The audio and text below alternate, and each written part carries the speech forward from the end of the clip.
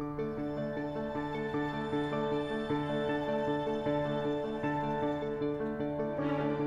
live by two theories. One is if you want to be successful, then help somebody else be successful.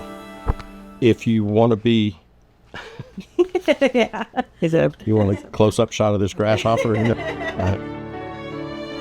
And the second is success isn't necessarily getting what you want. It's realizing what you already have. I'm Chuck Coffey. Ruth and I, along with our boys, manage Double C Cattle Company near Springer, Oklahoma. Our ranch is operated as a commercial cow-calf business, and we run approximately 1,000 to 1,100 cows on around 25,000 acres. When I see people coming here for the first time and realizing how we make it all work, they go, oh, I had no idea. These cows aren't in a feedlot. They're out there roaming, grazing, having a good time. Those that have the opportunity to go back to their family ranch, I don't take it every time. I would definitely like to see my kids involved, and in some ways they already are. A 6-year-old already rounds up cattle, but if he wants to go off and be a scientist, like he says he wants to, that's fine with me too. When I went away to school, I really tried to think about how can I bring something back that'll help our operation grow. And at that point, we had a huge eastern red cedar infestation problem. Each tree can absorb from 30 to 100 gallons of water per day. Cattle cannot eat cedar trees. I stayed for a master's in fire ecology, where I specifically learned how to manage a prescribed fire. Aaron might think about it from a finance perspective, but Seth's thinking about it from, well, I really want to burn this pasture so that we can get cattle in there. And so when everybody's heads come together, that's when the best things happen. And they involve their children in all aspects and areas of their operation.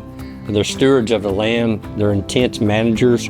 They focus in on conservation management to sustain the cattle operation for the future generations.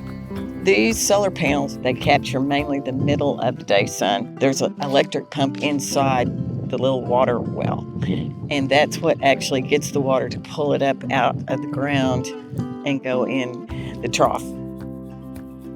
If I can be profitable, then that allows me to put money back into the operation for the infrastructure. So my children one day, when we're gone, they won't have to spend as much time fighting about, do we build this pond, or do we dig another solar well, or do we put fence here? Oh, good stuff, eh? When I first moved here, that was one of the things that Chuck told me was, hey, you know, we care about our cattle, but the land is so important. We can't do what we do without the land.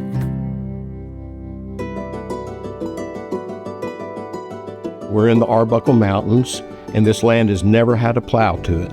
Growing up, the kids and I would ride to the different locations where we were working cattle, and that was always a great opportunity to show the kids nature that was before us and wildlife.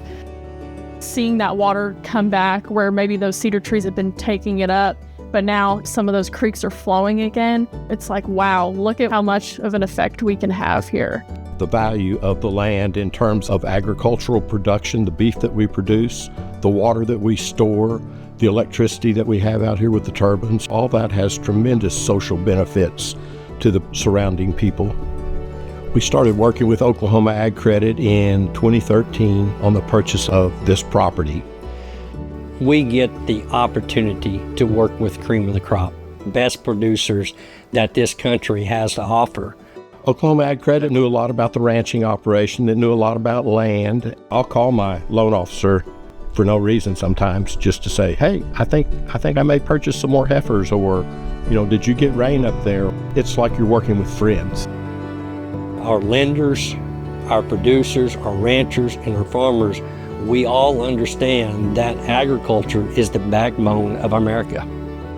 I'm currently the president of the American National Cattlewomen. We have a little over 1,000 members.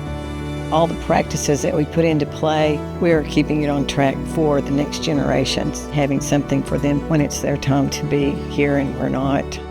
Our heart and soul is in agriculture, and I've given a lot of time, as Ruth has, and as our children do as well.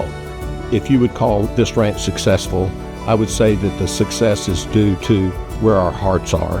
because if you believe in something and you want it bad enough and you want to see it get better, then you can make that happen over time.